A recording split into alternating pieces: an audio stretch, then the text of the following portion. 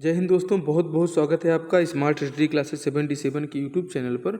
और आज हम लोग देखेंगे राष्ट्रपति की आपातकालीन शक्तियां, जिनके बारे में आप सभी जानते हैं कि अनुच्छेद 52 के तहत एक राष्ट्रपति का पद हमारे भारतीय संविधान में निर्धारित किया गया है। और उसी संविधान के तहत हमारे राष्ट्रपति भारतीय संस्कृति और सभ्यता को यदि कोई ख़त्म करना चाहता है, कोई मिटाना चाहता है, हमारे किसी भूभाग पर कब्जा करना चाहता है, तो ऐसी बाह्य आक्रमणकालीन शक्तियां जो हैं, या कि वित्त व्यवस्था हमारी साख की व्यवस्था गड़बड़ हो चुकी है, उसके बारे में, इन सभी चीज़ों के बारे में आज आप समझेंगे। और आपातकालीन शक्तियों का प्रयोग कब कब होता है, राष्ट्रपति के विशेषाधिकार क्या होते हैं, इन सभी के बारे में आज आप जानेंगे। और लास्ट में आप इस क्लास के अंत में जो क्वेश्चंस हैं, उन क्वेश्चंस को भी आप जरूर देखें कि राष्ट्रपति अपने इन शक्तियों का प्रयोग कब करता है और इन शक्तियों का प्रयोग स्वतः अपने आप कब लागू हो जाता है, इनके बारे में आज हम आपको बताएंगे। आइए हम लोग शुरू करते हैं। राष्ट्रपति की आपातकालीन शक्तियां हम सभी लोग जानते हैं कि जो कि बहुत ही महत्वपूर्ण है, कि जो अनुच्छेद 52 है, अनुच्छेद 52 में यह लिखा गया है कि भारत का एक राष्ट्रपति होगा। और ये हमारे संविधान के भाग 18 में ऐसा वर्णन हमको मिलता है कि भाग 18 में आपात स्थिति से संबंधित कुछ शक्तियां दी गई हैं। राष्ट्रीय आपात, नेशनल इमरजेंसी, जो आर्टिकल 352 के तहत लगाई जाती है।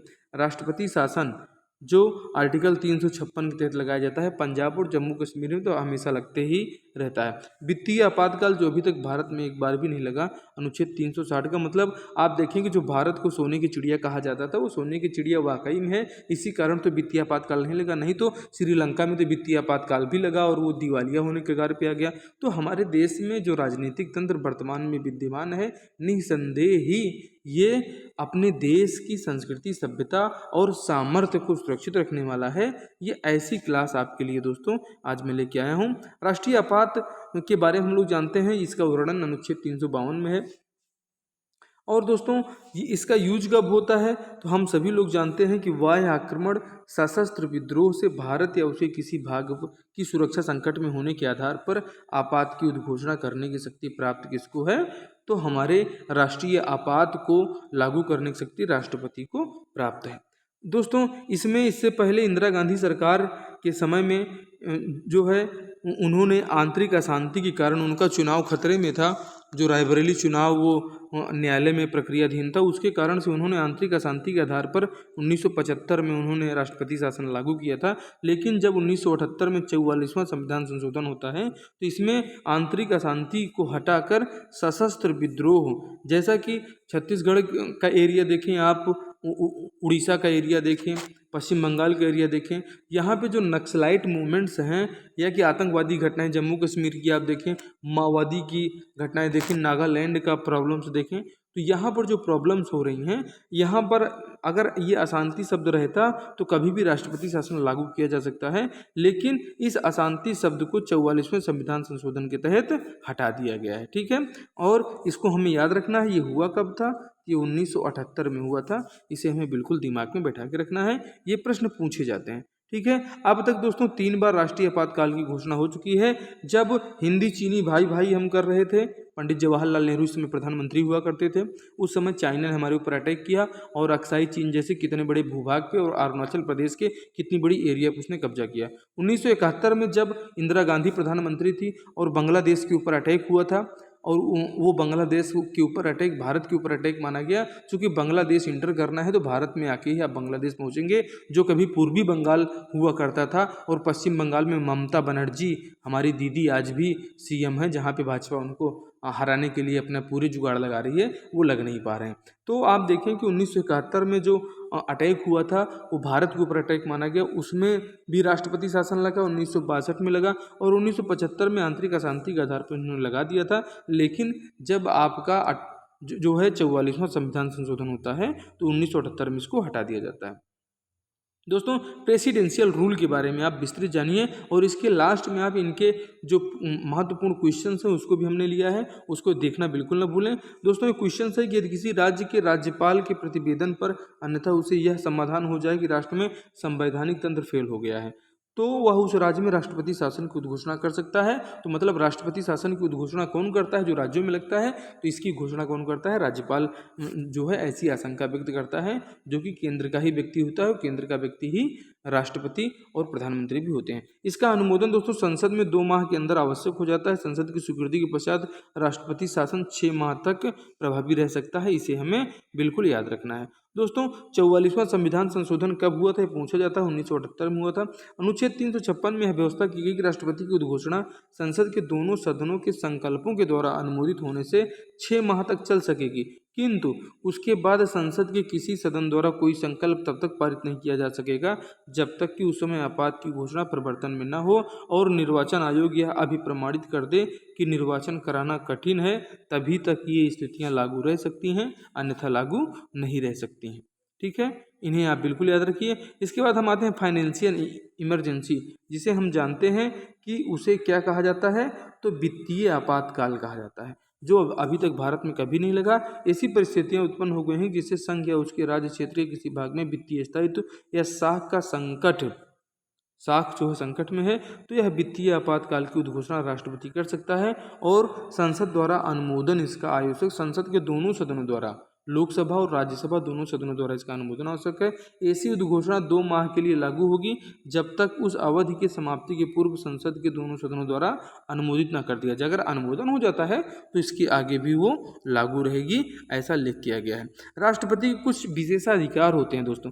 यदि अगर आज आप राष्ट्रपति बन गए हैं या राज्यपाल बन गए हैं तो आपको अपने पद से संबंधित कर्तव्यों के निर्वहन के लिए किसी न्यायालय द्वारा उत्तरदायी या दोषी ठहराया नहीं जा सकता है। राष्ट्रपति या राज्यपाल के विरुद्ध उसकी पदावधि के दौरान किसी भी प्रकार की आपराधिक कार्रवाई न तो चालू की जाएगी और न ही प्रारंभ की जाएगी। इसे भी आपको बिल्कुल याद रखना है। और दोस्तों इसके बारे में हम जानते हैं कि अगर राष्ट्रपति या राज्यपाल हमारे पदावधि में हैं, वो कार्यकाल में है, तो उनकी गिरफ्तारी या कारावास के लिए किसी भी न्यायालय द्वारा कोई निर्देश जारी नहीं किया जा सकता है। ठीक है, राष्ट्रपति या राज्यपाल द्वारा पद ग्रहण के पूर्व पश्चात व्यक्तिगत क्षमता में किए गए किसी भी कार्य या उसकी पदावधि के दौरान किसी न्यायालय में किसी भी प्रकार की सिविल कार्रवाई तब तक प्रारंभ नहीं होगी जब तक उसको 2 माह पूर्व उसकी सूचना न दे दी गई हो। तो इन चीज़ों को हमें याद रखना है। ये आपको जब कथन और निष्कर्ष के दौरान ये प्रश्न पूछे जाते हैं तो इन्हें आपको याद रखना है कि कब कितने हमारे प्रिविलेजेस हैं, जो विशेषाधिकार हैं। दोस्तों आगे हम लोग देखते हैं भारतीय संविधान के जो महत्वपूर्ण क्वेश्चंस हैं। आप इस क्लास से संबंधित जो महत्वपूर्ण क्वेश्चन है आप उनका आंसर दीजिए कि भारतीय संविधान के किस अनुच्छेद में के अंतर्गत भारत सरकार का दायित्व है कि वह वाह्य आक्रमण एवं आंतरिक अशांति से हमारे राज्यों की रक्षा करे। अनुच्छेद 355, 356, 352, 360। वाह्य आक्रमण से रक्षा कब होगी, आप इसका सही आंसर बताएं। और अगर इसका सही आंसर आपको आता है तो आप हमारे उसमें क्लिक करें। और आइए देखते हैं कि अनुच्छेद 355 यह कहता है संघ का यह कर्तव्य होगा कि वाह्य आक्रमण और आंतरिक अशांति से राज्य की रक्षा करे। उसी के बाद आप 352 लगाइए, 356 लगाइए और 360 लगाइए। तो आप इन तीनों को उत्तर ना माने, इसका उत्तर कौन सा है, अनुच्छेद 355 में यह अधिकार दिया गया है। और 356 तो उसी कार्रवाइयों का विवरण है जो 352, 356 और 360 वित्तीय आपातकाल, 356 आपका राष्ट्रपति शासन और 352 आपातकाल जो पूरे देश में लागू होता है, जिसको इंदिरा गांधी जी ने यूज किया है। निम्न में से किस संविधान अनुच्छेद के अंतर्गत भारत के राष्ट्रपति मूल अधिकारों के कार्यान्वयन को स्थगित कर सकते हैं, अनुच्छेद 20 एवं 21 को छोड़कर। 358, 359, 356 और अनुच्छेद 13। आप इसका उत्तर बताएं, इसका सही आंसर क्या होगा। आप टिक करें, आप प्रयास करें। आपने कॉन्स्टिट्यूशन का अध्ययन किया है और नहीं किया है तो हमारे स्मार्ट स्टडी क्लासेस 77 की यूट्यूब चैनल पर संपूर्ण जो है कॉन्स्टिट्यूशन के भी अध्ययन कराए जा रहे हैं। आप उन क्लासेस को देखें और आपको बेहद ही मजा आएगा और आप अपनी परीक्षा में इसका आंसर दे पाएंगे। दोस्तों ऑप्शन बी इसका सही आंसर है। 44वें संविधान संशोधन 1978 के बाद अब राष्ट्रीय आपातकाल की स्थिति में राष्ट्रपति अनुच्छेद 359 के तहत आदेश जारी कर अनुच्छेद 20 एवं 21 के अतिरिक्त अन्य मूल अधिकारों का कार्यान्वयन स्थगित कर सकते हैं, लेकिन इनका जो है स्थगन करना संभव राष्ट्रपति के भी बस में नहीं है। युद्ध या वाह्य आक्रमण की स्थिति में आपात घोषित होने पर अनुच्छेद 19 भी स्थगित हो जाता है, परंतु 358 के तहत यह स्वतः होता है। इसे भी हमें याद रखना है। जब युद्ध या वाह्य आक्रमण ना हो और 358 का अनुच्छेद करके कोई घोषणा कर दी जाए तो वो तो डिफरेंट चीज़ हो जाती है, लेकिन इस स्थिति में ये अनुच्छेद 21 जिसे आप कहते हैं विचार एवं अभिव्यक्ति की आजादी, वाक्य एवं अभिव्यक्ति की जो स्वतंत्रता है, उसे आप बिल्कुल ध्यान में रखिए। ठीक है। अगला प्रश्न बताइए, संसद द्वारा संकट काल की घोषणा का अनुमोदन किस अवधि के अंतराल में होना आवश्यक है? 14 दिन, 1 माह, 6 माह या 3 माह? इसका सही आंसर क्या होगा? आपको इसका सही आंसर क्लिक करना है। संसद द्वारा संकट काल की घोषणा का अनुमोदन किस अवधि के अंतराल में होना आवश्यक है? तो संसद जो है जैसे जिस दिनांक को घोषणा हो जाती है, आप देखें कि उसके 1 माह में, ठीक है, 352 के अधीन यह उद्घोषणा संसद के प्रत्येक सदन के समक्ष रखी जाएगी, जो उद्घोषणा राष्ट्रपति जी कर चुके हैं। जहां पूर्ववर्ती उद्घोषणा को वापस, अगर हमने आपातकाल की स्थिति लागू करने के लिए बोल दिया है, लेकिन उस 1 माह के अंदर हम उसको वापस लेने की भी घोषणा करते हैं, तो उस उद्घोषणा को वापस लेने की वाली नहीं, वहाँ यह 1 माह की समाप्ति पर या यदि उस अवधि को समाप्ति से पहले संसद के दोनों सदनों के संकल्पों द्वारा उसका अनुमोदन नहीं कर दिया जाता, तो वह प्रवर्तन में नहीं रहेगी।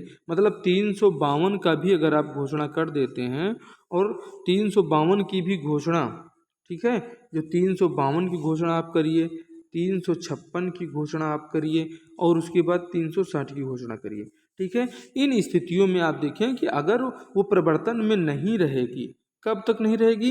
अगर उन्होंने यह घोषणा किया तो 1 माह की समाप्ति पर, यदि उस अवधि की समाप्ति से पहले संसद के दोनों सदनों को अगर आप जानना चाहें तो कितने सदन हैं? एक होता है आपका लोकसभा और एक होता है आपका राज्यसभा। तो इन राज्यसभा और लोकसभा से इसका सैंक्शन अनिवार्य है, और यदि वह नहीं रहता तो 1 माह के बाद वो अपने आप ही समाप्त हो जाएगा। ऑप्शन बी आपका सही है। राष्ट्रीय आपातकाल में लोकसभा की अवधि, अगर आपातकाल लगा हुआ है तो क्या राष्ट्रीय आपातकाल की अवधि नहीं बढ़ाई जा सकती? जब आपातकाल रहे तब तक के लिए बढ़ाई जा सकती है, केवल 1 वर्ष के लिए बढ़ाई जा सकती है, या आपातकाल की समाप्ति के लिए बढ़ाई जा सकती है, लेकिन एक समय में केवल 1 वर्ष के लिए बढ़ाई जा सकती है? इनमें से क्या आंसर आपका सही है? और अगर आप सही आंसर इसका टिक कर पा रहे हैं तो कमेंट बॉक्स में एक बार क्लिक करें और अपने दोस्तों में इस क्लास को शेयर करें, जिनके बाद आपातकाल से यही प्रश्न पूछे जाते हैं, इससे आगे कुछ भी नहीं होता है। इसका आप रेफरेंस देखिए कि 352 के तहत लगाए गए राष्ट्रीय आपातकाल में लोकसभा की अवधि अनुच्छेद 83(2) के परंतु के अनुसार, मतलब 83(2) के अनुसार आप इसको माने, ठीक है। संसद विधि द्वारा ऐसी अवधि बढ़ा सकेगी जो एक बार में 1 साल की अवधि नहीं होगी। आपात उद्घोषणा के प्रवर्तन में न रह जाने के पश्चात उसका विस्तार किसी भी दशा में 6 माह से अधिक नहीं होगा। तो जो इस प्रश्न का सही आंसर हो जाएगा, आपातकाल की समाप्ति तक बढ़ाई जा सकती है, लेकिन एक समय में 1 वर्ष के लिए ही बढ़ाई जा सकती है। इस प्रश्न का सही उत्तर होगा, और ये पूछा गया है बिहार PSC के एग्जाम में, ठीक है। ये आपका आंसर डी उसमें सही लिया गया है, और ये संविधान का एकदम परफेक्ट रिवीजन आप कर रहे हैं। राष्ट्रपति शासन अधिकतम लगाया जा सकता है, चलिए बताइए। बहुत ज़्यादा आप पढ़ाई पे अगर ध्यान दे रहे हैं तो इसका आंसर आप दे पाएंगे 1 साल, 2 वर्ष, 6 माह, 3 वर्ष।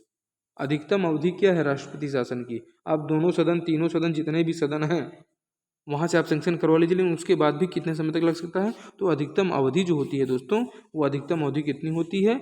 ओनली 3 वर्ष से ज़्यादा राष्ट्रपति शासन नहीं लगाया जा सकता। और राष्ट्रपति शासन कहाँ लगता है, इसका प्रश्न आप बताएं। तो ये हमारे कहाँ लगता है? ये स्टेट में लगता है, मतलब राज्यों में लगता है, जो भारत एक राज्यों का संघ है। इसमें आप इसका रेफरेंस आप देखिए, राष्ट्रपति संविधान के अनुच्छेद 356 के तहत राष्ट्रपति शासन की उद्घोषणा प्रत्येक 6 माह पर पुनः संसद के दोनों सदनों द्वारा पारित होकर अधिकतम 3 वर्ष तक रह सकती है। तो अब आप इसको जान चुके हैं। यह कि इसके 1 वर्ष से आगे परिमित रहने के संबंध में कोई संकल्प संसद द्वारा तभी पारित किया जाएगा जबकि उस समय संपूर्ण भारत या राज्य में या उसके किसी भाग में आपात की उद्घोषणा, मतलब 352 प्रवर्तित हो या कि लगा हुआ हो। और उसके साथ में निर्वाचन आयोग, जो हमारा निर्वाचन आयोग है, और इसका आंसर आप ये बताना बिल्कुल ना भूलें कि वर्तमान निर्वाचन आयुक्त अभी कौन है।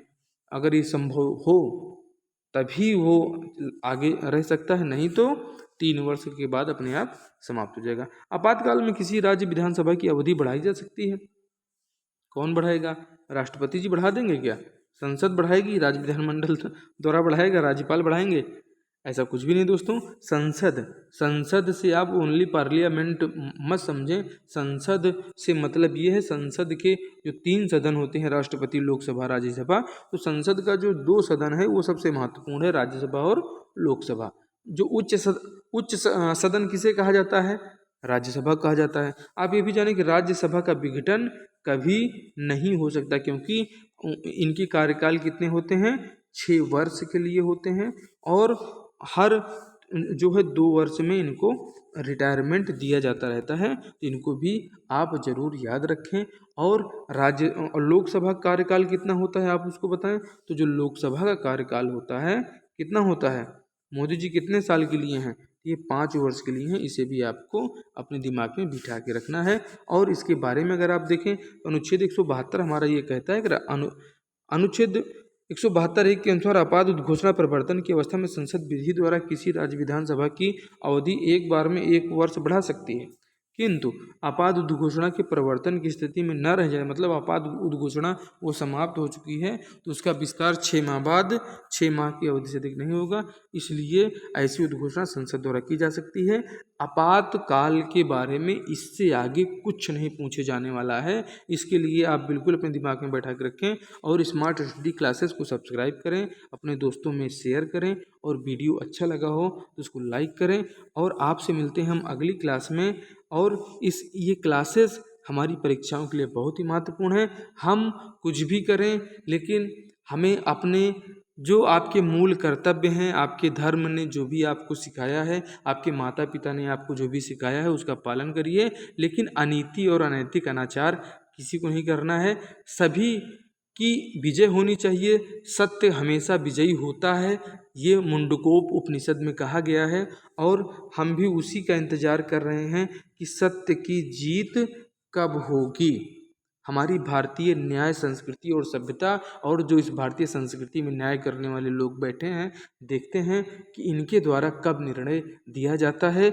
हमारे इस प्रभु ईश्वर के ऊपर हमें पूरा विश्वास है कि हमें भी न्याय मिलेगा और आप सब भी अपनी परीक्षा में अच्छी से सफलता पाएंगे। जय हिंद, जय भारत। इस देश की आन बान शान को हमेशा ऊंचा करना है, हमेशा बनाए रखना है, और अपने माता पिता के सपनों को साकार करना है। ठीक है, मिलते हैं अगली क्लास में। जय हिंद, जय भारत।